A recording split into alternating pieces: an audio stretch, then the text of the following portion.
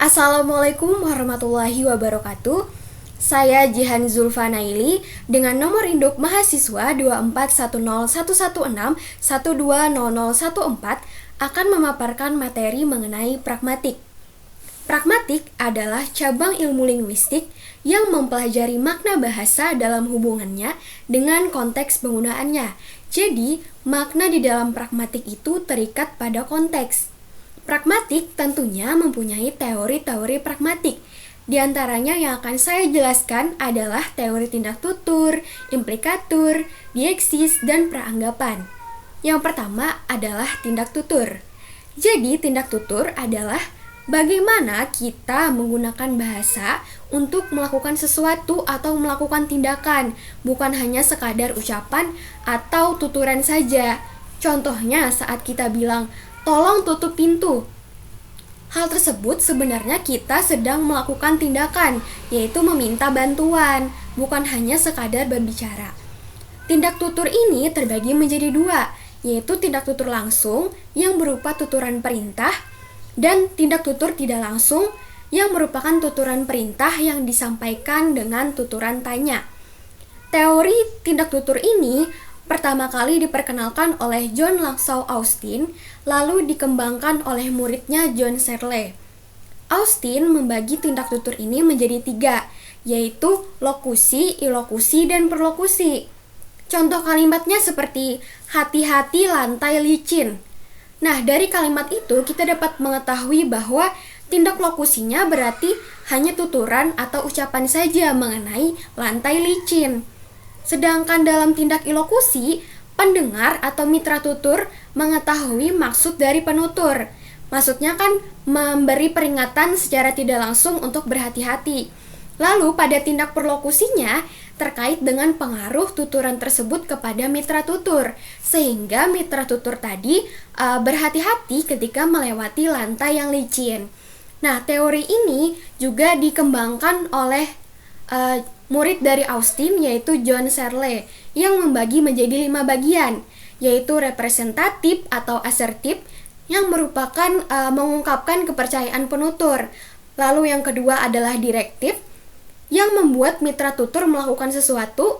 Lalu komisif, yang mengungkapkan maksud penutur untuk melakukan sesuatu. Ekspresif, yaitu mengungkapkan tindakan atau pernyataan psikologis penutur. Dan yang kelima adalah deklaratif, yaitu tindak tutur memengaruhi dan mengubah keadaan peristiwa tertentu. Teori pragmatik yang kedua adalah implikatur. Jadi, teori implikatur adalah makna yang tersirat dalam sebuah kalimat atau percakapan meskipun tidak secara langsung dinyatakan. Implikatur ini merupakan bagian dari kajian pragmatik, yaitu studi makna dalam kaitannya dengan situasi ujaran.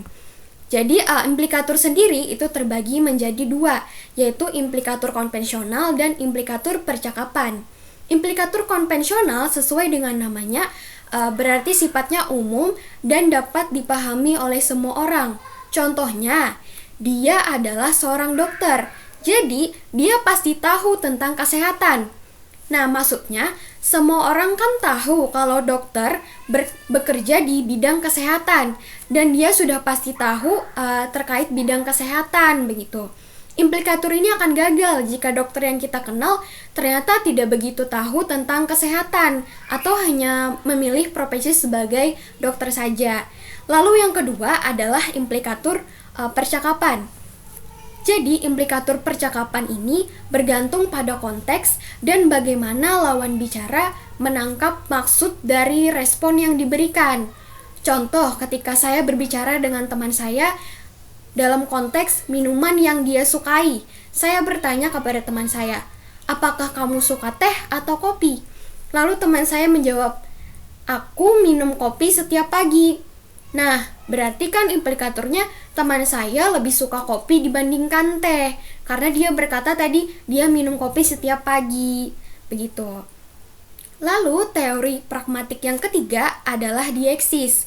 Jadi dieksis ini merujuk pada penggunaan kata atau ungkapan yang maknanya bergantung pada konteks percakapan, seperti siapa yang berbicara, di mana, kapan, dan dalam situasi apa percakapan tersebut terjadi. Nah, dieksis ini terbagi menjadi beberapa macam. Yang akan saya jelaskan di sini itu ada 5. Di antaranya yang pertama, dieksis tempat. Sesuai dengan namanya, dieksis tempat ini menunjukkan lokasi atau tempat dalam percakapan. Contoh, ketika saya menyatakan saya di sini. Kata di sini itu bergantung pada tempat pembicara berada. Dan kedua adalah dieksis waktu, yang pastinya menunjukkan waktu tertentu dalam percakapan. Contoh, saya berkata hari ini sangat panas. Nah, kata hari ini bergantung pada waktu pembicaraan. Lalu yang ketiga adalah dieksis persona, yang menunjukkan orang yang terlibat dalam percakapan. Misalnya, kata ganti orang, seperti saya, kami, kamu, kalian, dia, mereka. Contohnya, dia sedang membuat video linguistik. Nah, kata dia bergantung pada siapa yang dimaksud. Lalu yang keempat adalah dieksis sosial, yang menunjukkan hubungan sosial antara penutur dan mitra tutur. Contoh, tolong bantu saya, Pak. Kata Pak menunjukkan hubungan penghormatan. Lalu yang terakhir, yang kelima adalah dieksis wacana, yang menunjukkan referensi terhadap bagian percakapan sebelumnya atau sesudahnya.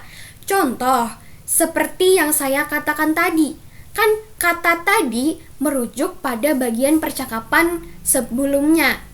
Nah, lalu teori pragmatik selanjutnya adalah praanggapan.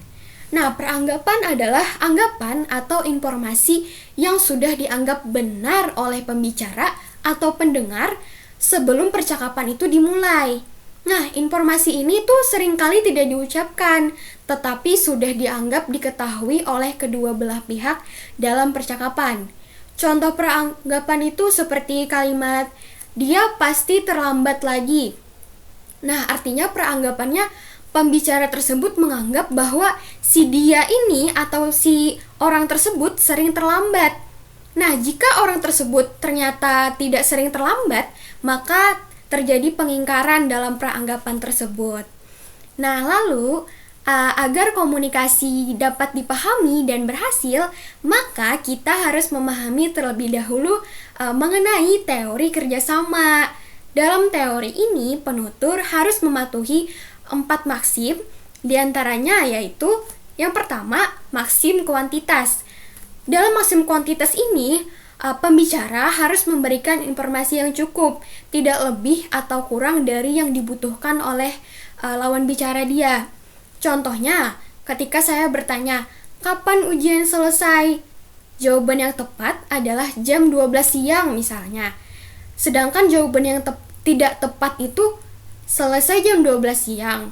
Terus aku mungkin mau makan siang dulu, lalu pulang. Tapi ya tergantung sih.